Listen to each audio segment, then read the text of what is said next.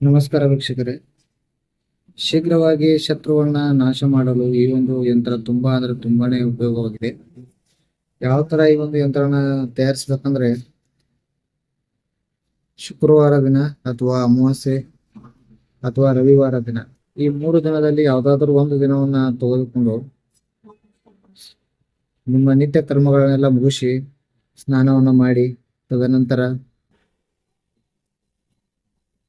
ಈ ಒಂದು ಯಂತ್ರವನ್ನ ಬರೆಯಕ್ಕೆ ಕುತ್ಕೋಬೇಕು ವೀಕ್ಷಕರೇ. ಈ ಒಂದು ಯಂತ್ರವನ್ನ ಬರೀಬೇಕಂದ್ರೆ ಒಂದು ತಾಮ್ರದ ತಗಡು ಅಥವಾ ಪಂಚಲೋಹದ ತಗಡನ್ನ ತೆಗೆದುಕೊಳ್ಳಬೇಕು ವೀಕ್ಷಕರೇ.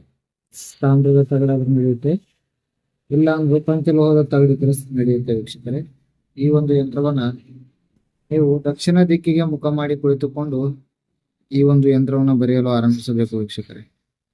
ಯಾರ ಮೇಲೆ ನೀವು ಪ್ರಯೋಗವನ್ನ ಮಾಡ್ತಾ ಇದ್ದೀರೋ, ಯಾವ ಕಾರಣಕ್ಕಾಗಿ ಪ್ರಯೋಗವನ್ನ ಮಾಡ್ತಾ ಇದ್ದೀರೋ ಅದನ್ನ ಮೊದಲು ದೇವರ ಹತ್ರ ಪ್ರಾರ್ಥನೆಯನ್ನ ಮಾಡಿ ನಂತರ ಈ ಒಂದು ಯಂತ್ರವನ್ನ ಬರೆಯಲು ಕುಳಿತುಕೊಳ್ಳಬೇಕು ವೀಕ್ಷಕರೇ. ದಕ್ಷಿಣಕ್ಕೆ ಮುಖ ಮಾಡಿ ಕುಳಿತುಕೊಂಡು ಈ ಒಂದು ಯಂತ್ರವನ್ನ ಬರೀಬೇಕು. ಬರೆದ ನಂತರ ಶತ್ರುವಿನ ಹೆಸರು ಮತ್ತು ಅವರ ತಾಯಿಯ ಹೆಸರು ಸರಿಯಾಗಿ ಬರೆದುಕೊಳ್ಬೇಕು. ಯಾಕಂದ್ರೆ ಯಾರ ಮೇಲೆ ಪ್ರಯೋಗ ಮಾಡಬೇಕಾಗಿದೆಯೋ ಅವರ ಶತ್ರು ಹಾಗೂ ತಾಯಿಯ ಹೆಸರು ಸಂಪೂರ್ಣವಾಗಿ ಸರಿಯಾಗಿ ಇರಬೇಕು ವೀಕ್ಷಕರೇ. ಒಂದು ಹೆಸರು ತಪ್ಪಾದ್ರೆ ಸಹ ಅದು ಪ್ರಯೋಗ ಮತ್ತೊಬ್ಬರ ಮೇಲೆ ನಡೆಯುತ್ತೆ ವೀಕ್ಷಕರೇ. ಹಾಗೂ ಅವರ ಇರುವಂತಹ ಸ್ಥಳದ ಪೂರ್ಣ ವಿಳಾಸ ಸಂಪೂರ್ಣವಾಗಿ ಆ ಒಂದು ಯಂತ್ರದ ಕೆಳಗಡೆ ಬರೆಯಬೇಕು ವೀಕ್ಷಕರೇ. ನಾನು ತೋರಿಸ್ತಾ ಇದ್ದೀನಿ ನೋಡಿ. ಈ ಒಂದು ಯಂತ್ರವನ್ನ 108 ಬಾರಿ ಜಪ ಮಾಡಬೇಕು ವೀಕ್ಷಕರೇ.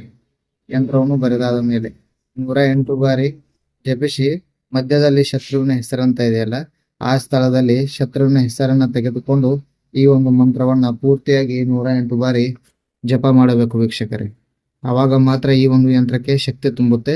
ಇದಾದ ಮೇಲೆ ಈ ಒಂದು ಯಂತ್ರವನ್ನ ದೇವರ ಮುಂದೆ ಇಟ್ಟು 11 ಬಾಳೆಹಣ್ಣನ್ನ ಇಟ್ಟು ಹಾಗೂ 5 ಅಡಿಕೆಗಳನ್ನ ಇಟ್ಟು 25 ಪೈಸೆ ನಾಣ್ಯಗಳನ್ನ 5 ಅದರ ಮುಂದೆ ಇಟ್ಟು ಪೂಜೆಯನ್ನು ಮಾಡಿ ಪಂಚಪರಾಳ ಅಥವಾ ಯಾವ್ದಾದ್ರು ಒಂದು ಸಿಹಿ ಪದಾರ್ಥದ ಒಂದು ನೈವೇದ್ಯವನ್ನ ಮಾಡಬೇಕು ವೀಕ್ಷಕರ ಈ ಒಂದು ಯಂತ್ರಕ್ಕೆ. ಅವಾಗ ಇದು ಸಿದ್ಧಿ ಆಗುತ್ತೆ. ಇದಾದ ಬಳಿಕ ಸ್ಮಶಾನಕ್ಕೆ ಹೋಗಿ ಯಾವ್ದಾದರೂ ಒಂದು ಗೋರಿಯಲ್ಲಿ ಸ್ವಲ್ಪ ಮಟ್ಟಿಗೆ ತೆಗ್ಗವನ್ನ ಮಾಡಿ ಆ ಒಂದು ಗೋರಿಯಲ್ಲಿ ಮೊಟ್ಟ ಮೊದಲು ಸ್ವಲ್ಪ ನೀರನ್ನ ಹಾಕಿ ನಂತರ ಈ ಒಂದು ಯಂತ್ರವನ್ನ ಇಡಬೇಕು ವೀಕ್ಷಕರೇ. ಇಟ್ಟ ನಂತರ 2 ನಿಂಬೆ ಹಣ್ಣನ್ನ ಭಾಗ ಮಾಡಿ 4 ದಿಕ್ಕಿಗೆ ಆ ಒಂದು ತೆಗ್ಗದಲ್ಲಿ ಇಡಬೇಕು. ಅದಕ್ಕೆ ಸ್ವಲ್ಪ ಕುಂಕುಮ, ಸ್ವಲ್ಪ ಅರಿಶಿಣವನ್ನ ಹಾಕಿ ಮಧ್ಯದಲ್ಲಿ ಒಂದೊಂದು ನಿಂಬೆ ಹಣ್ಣಿಗೆ ಒಂದೊಂದು ಮೊಳೆಯಂತೆ 4 ದಿಕ್ಕಿಗೆ 4 ಮೊಳೆಯನ್ನ ಚುಚ್ಚಬೇಕು ವೀಕ್ಷಕರೇ. ಆಮೇಲೆ 5ನೇ ಮೊಳೆ ಈ ಒಂದು ಯಂತ್ರದ ಮಧ್ಯ ಭಾಗದಲ್ಲಿ ಚುಚ್ಚಿ ಇಡಬೇಕು ವೀಕ್ಷಕರೇ. ಇದಾದ ಮೇಲೆ ಅಲ್ಲಿ ಉದ್ದಿನ ಕಡ್ಡಿ ಹಾಗೂ ಕರ್ಪೂರವನ್ನ ಹಚ್ಚಿ ಬೆಳಗ್ಗೆ ಪೂಜೆಯನ್ನ ಮಾಡಿ ನಂತರ ಅದರ ಮೇಲೆ ಒಂದು ಬಿಳಿ ಬಟ್ಟೆಯನ್ನ ಮುಚ್ಚಿ ಮಣ್ಣಿಂದ ಮುಚ್ಚಿ ಮರಳಿ ಹಿಂತಿರುಗಿ ನೋಡದೆ ಬಂದು ಸ್ನಾನವನ್ನ ಮಾಡಿಕೊಂಡು ಲಕ್ಷ್ಮೀ ದೇವಿಯ ಪೂಜೆ ಅಥವಾ ಸರಸ್ವತಿ ದೇವಿಯ ಪೂಜೆಯನ್ನ ಮಾಡಬೇಕು ವೀಕ್ಷಕರೇ. ಸರಸ್ವತಿ ದೇವಿಯ ಪೂಜೆಯನ್ನ ಮಾಡಿ ನೀವು ಈ ಒಂದು ಯಂತ್ರವನ್ನ ನೀವು ಮಾಡಿದ ಬಳಿಕ ಓಂ ಕಾಲ ಪಿಸಾಚಿ ಹಣ ಹಣ ದಹ ದಹ ಪಚ ಪಚ ಮಧ್ಯದಲ್ಲಿ ಶತ್ರುವಿನ ಹೆಸರು ರುಹಾಣ ಫಟ್ ಸ್ವಹ ಈ ಒಂದು ಮಂತ್ರವನ್ನ ನಿಮ್ಮ ಶತ್ರುವಿನ ಹೆಸರಿನ ಮೇಲೆ 21 ದಿನಗಳ ಕಾಲ ನಿಮ್ಮ ಮನೆಯಲ್ಲಿ ದೇವರ ಕೋಣೆಯಲ್ಲಿ ಕುಳಿತುಕೊಂಡು ನೀವು ಜಪಿಸಿದ್ದೇ ಆದಲ್ಲಿ ಕೇವಲ 21 ದಿನದಲ್ಲಿ ನಿಮ್ಮ ಶತ್ರು ಸಂಪೂರ್ಣವಾಗಿ ನಾಶ ಹೊಂದುತ್ತಾನೆ ವೀಕ್ಷಕರೇ. ಆದರೆ ಈ ಒಂದು ಪ್ರಯೋಗವನ್ನ ಮಾಡಬೇಕಾದ್ರೆ ಮನೆಯಲ್ಲಿ ಪುಟ್ಟ ಮಕ್ಕಳು ಇರಬಾರದು ವೀಕ್ಷಕರೇ. ನೆನಪಿಟ್ಕೊಳ್ಳಿ, ಚಿಕ್ಕ ಚಿಕ್ಕ ಮಕ್ಕಳು ಇರಬಾರದು, ಅವರ ಮೇಲೆ ಪ್ರಭಾವ ಬೀರುತ್ತೆ ವೀಕ್ಷಕರೇ. ಹಾಗೇನಾದ್ರೂ ಇದ್ರೆ ಈ ಒಂದು ಪ್ರಯೋಗವನ್ನು ಮಾಡಕ್ ಹೋಗಬೇಡಿ. ಈ ಒಂದು ಯಂತ್ರವನ್ನ ಬರೆದು ಸಿದ್ಧಿಯನ್ನ ಮಾಡ್ಕೋಬೇಕಂದ್ರೆ ನಾನು ಕೆಳಗೆ ಹೇಳಿರುವಂತ ಈ ಮಂತ್ರವನ್ನ ಅಮಾವಾಸ್ಯೆ ದಿವಸ 1008 ಬಾರಿ ಮೊದಲೇ ಸಿದ್ಧಿ ಮಾಡಿಕೊಂಡಿರ್ಬೇಕು. ಇಲ್ಲ ಅಂದ್ರೆ ಈ ಒಂದು ಯಂತ್ರ ಕೆಲಸ ಮಾಡೋದಿಲ್ಲ. ನೀವು ಏನೋ ಮಾಡ್ತೀನಿ ಅಂತ ಹೊರಟ್ರೆ ಅದಾಗಲ್ಲ. ಮೊದಲು ಅಮಾವಾಸ್ಯೆ ದಿವಸ ಈ ಒಂದು ಯಂತ್ರವನ್ನ 108 ಬಾರಿ ಅಲ್ಲ 1008 ಬಾರಿ ಜಪಿಸಿ ಸಿದ್ಧಿ ಮಾಡಿರಬೇಕು. ಅದಾದ ಮೇಲೆನೆ ಈ ಒಂದು ಯಂತ್ರ ಕೆಲಸ ಮಾಡುತ್ತೆ ವೀಕ್ಷಕರೇ.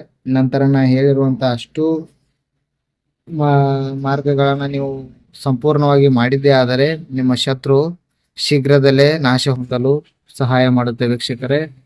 ಯಾರಾದರೂ ಶತ್ರುಗಳು ನಿಮಗೆ ವಿನಾಕಾರಣ ಕಿರಿಕಿರಿಯನ್ನ ಮಾಡಿದ್ರೆ, ತೊಂದರೆಯನ್ನ ಉಂಟು ಮಾಡಿದ್ರೆ, ನಿಮ್ಮ ವ್ಯಾಪಾರದಲ್ಲಿ ಕಿರಿಕಿರಿಯನ್ನ ಮಾಡಿದ್ರೆ ಅಂತವ್ರ ಮೇಲೆ ಈ ಒಂದು ಪ್ರಯೋಗವನ್ನು ಮಾಡಿ ಅವರು ನಿಮ್ಮ ಶತ್ರುತ್ವವನ್ನು ಮರೆತು ನಿಮ್ಮಿಂದ ದೂರ ಆಗ್ತಾರೆ ವೀಕ್ಷಕರೇ. ಹಾಗೂ ನಿಮಗೂ ನಿರಾಳವಾಗುತ್ತೆ, ನಿಮ್ಮ ವ್ಯಾಪಾರದಲ್ಲಿ ಅಭಿವೃದ್ಧಿ ಕೂಡ ಆಗುತ್ತೆ, ನಿಮ್ಮ ಮನೆಯಲ್ಲಿರುವಂತಹ ಸಮಸ್ಯೆಗಳು ಕೂಡ ಸಂಪೂರ್ಣವಾಗಿ ನಾಶ ಹೊಂದಿ ಸುಖವಾದ ಜೀವನವನ್ನು ಮಾಡ್ತೀರಾ. ಇನ್ನೂ ಏನಾದರೂ ಹೆಚ್ಚಿನ ಮಾಹಿತಿ ಬೇಕಾದರೆ ನಮ್ಮ ನಂಬರ್ಗೆ ಕಾಂಟ್ಯಾಕ್ಟ್ ಮಾಡಿ, ನಿಮಗೆ ಸಂಪೂರ್ಣವಾದ ಮಾಹಿತಿಯನ್ನು ನೀಡ್ತೀವಿ ಅಂತ ಹೇಳ್ತಾ ಇವತ್ತಿನ ಈ ಒಂದು ಸಂಚಿಕೆಯನ್ನು ಮುಗಿಸ್ತಾ ಇದ್ದೀವಿ. ಧನ್ಯವಾದಗಳು ವೀಕ್ಷಕರೇ.